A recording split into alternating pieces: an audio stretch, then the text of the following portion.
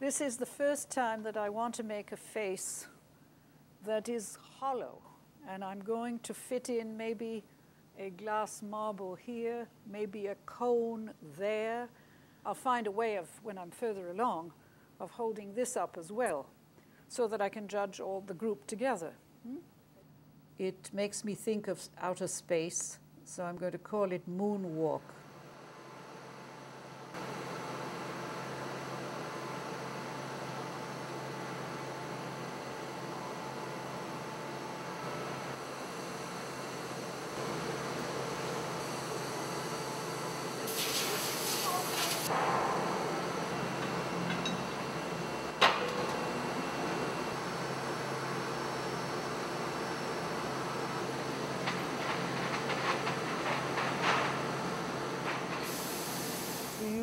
Some metal tools, a lot of them are dental tools, and we use some heat and we work the party line out, trying to keep the form, creating no dips, and keeping Elizabeth's shape that she sculpted in her casting. It was not there in her original, it's just a part of the process. So we remove part of the process and get back to her original again. And we burnish the area and polish the area. The kerosene softens the wax and takes out any of the scratch marks or tool marks that is created by the tool. This is my friend Insun, who is director of the metal department, the chasing department. And we are now looking at Out of My Mind, which we have seen in wax, and we are now in the finishing department. I'm now going to check the bronze. So we're going to turn it over from side to side. This looks all right. And maybe a tiny bit, I might just take a bit and do it myself. This is really fine-tuning. Here in Sun, you see a number of scratches. Yes. It's been lying around on a dirty table. More work to do. Yeah, I can do it now if you want. Yes.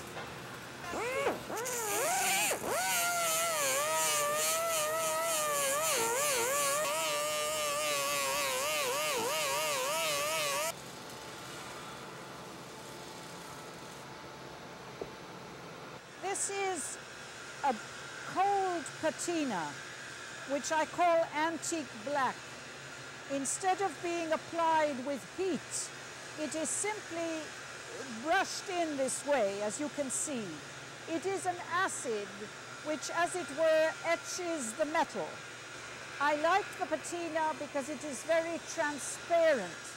It's like a beautiful silk stocking. So, Dick, we're going to look at this piece first.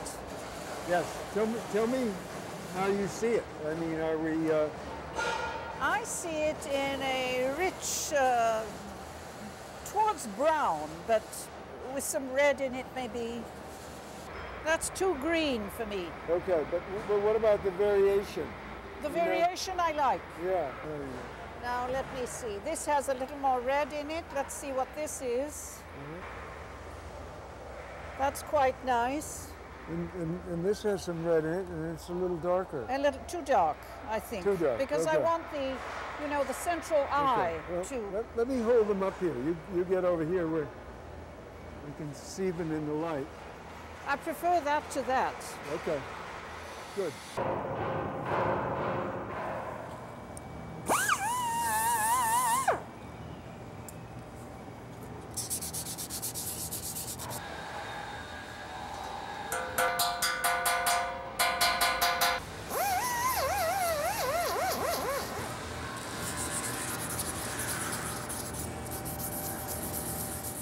He's putting naphtha on it in order to clean it. Because if you don't do that, if a piece isn't completely clean, no grease spots, no grime, no dust of any kind, all of which would be problems for the patina to take.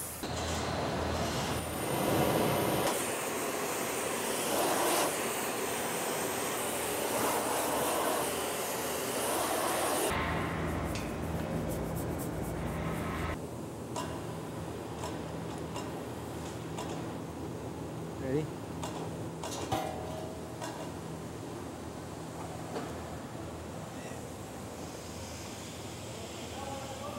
Ready?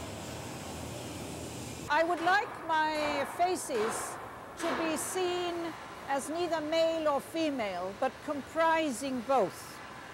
Also, it's the idea of saying something universal. And as you know, they are often composed of several different faces, brought into one. So that was a wish to, as in yoga, to unite all consciousnesses into one and make a statement about who we are as a whole.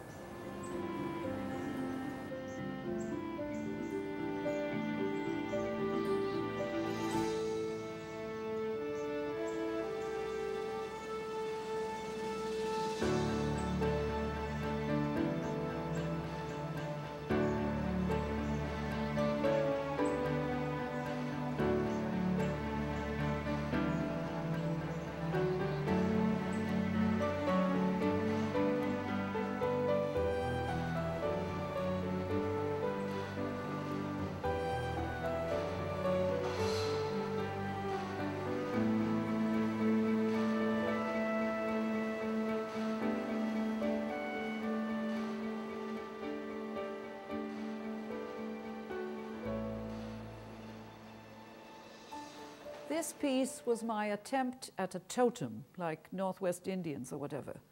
The most difficult thing was to harmonize where they join.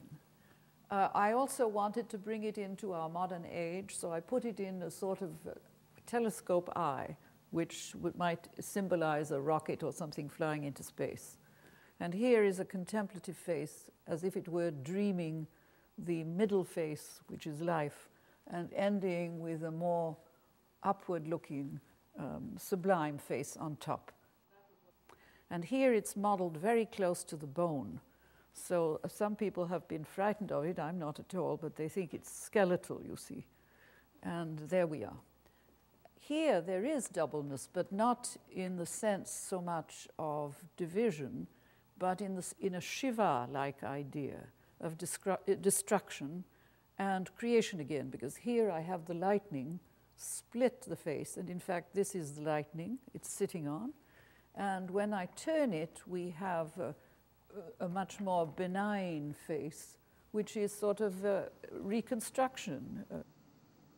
This is a piece I'm very fond of. It's called Obelisk. It's musical, it's singing or shouting, and the back looks like a big viola to me. It also has second sight because it's looking out in the front, but in the back there is also an eye. So let's say it's looking inwardly, or it's a different kind of thought. This is our 10th anniversary year, 2002, and I invited every artist who had a one-person show since our inception in 1992 to submit a piece for this. 20 magnificent contemporary sculptures. Elizabeth was the first artist to have a one-person show in both of our buildings, so it was a very big event.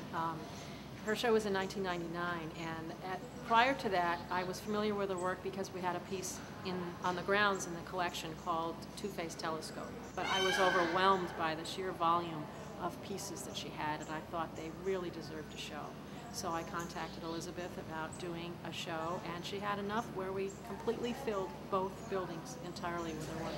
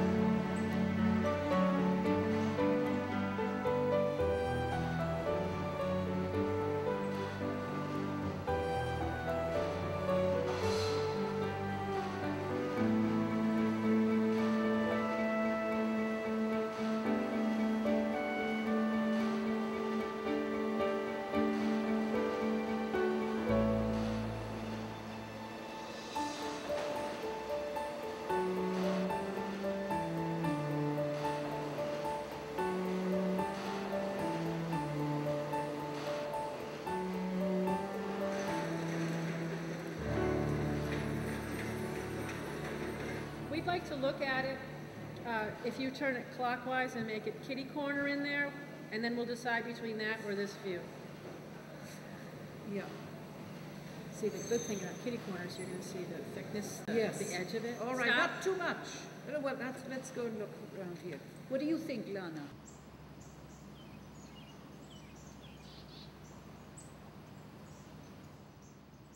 This is called Arch 2, Set 2, because out of the single element, you see, I made a number of sculptures. I think there are 5 or 6 different sculptures out of this arch, because I thought it would look wonderful assembled this way.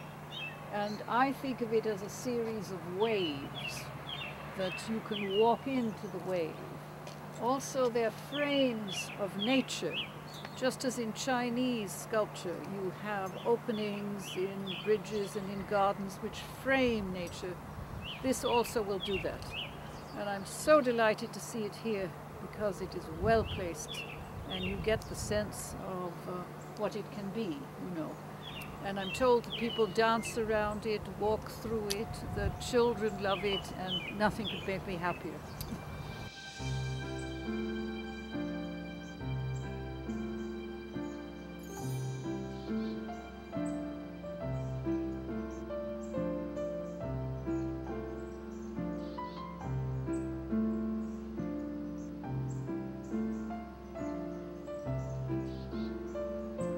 I think more than even being remembered, I would like my work to live.